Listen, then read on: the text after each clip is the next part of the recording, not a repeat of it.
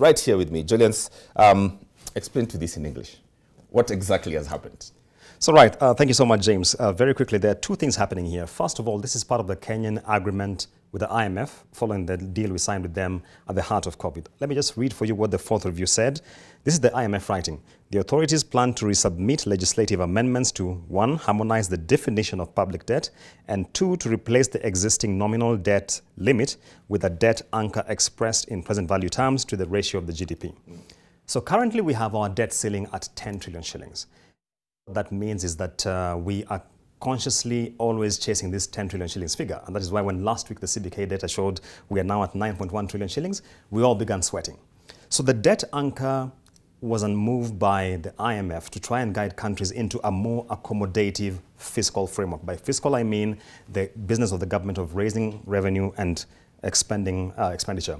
So a debt anchor ideally is not just limited to the one figure you are chasing. It has a whole number of metrics. So for instance, we would place a significant focus on what is the amount of your revenue that you spend on debt service?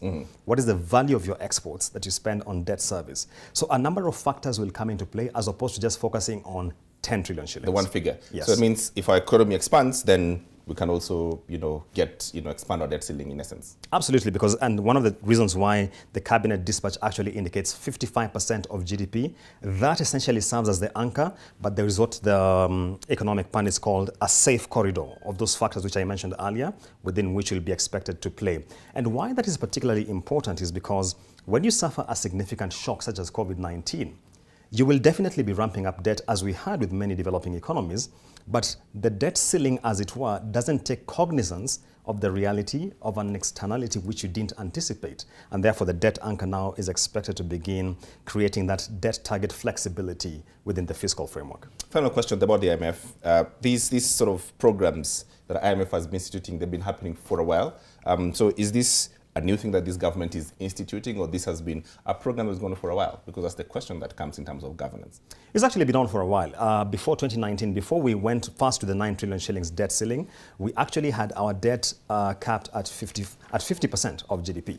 Then we went to Parliament, it was amended, moved to 9 trillion shillings, and then one time I remember we had a supplementary budget and we realized we have no borrowing room, so let's move it to 10 trillion shillings. So one of the reasons why we're now moving to a debt anchor, which I must say I think it's a step in the right direction, is to create a more holistic viewpoint as far as the fiscal soundness of the economy with regard to matters regarding debt sustainability are concerned. All right, Julians Amboko, NTV Business Editor and Redefined, NTV Business Redefined. Good to see you. We should do this more often. Thank you so much. All right.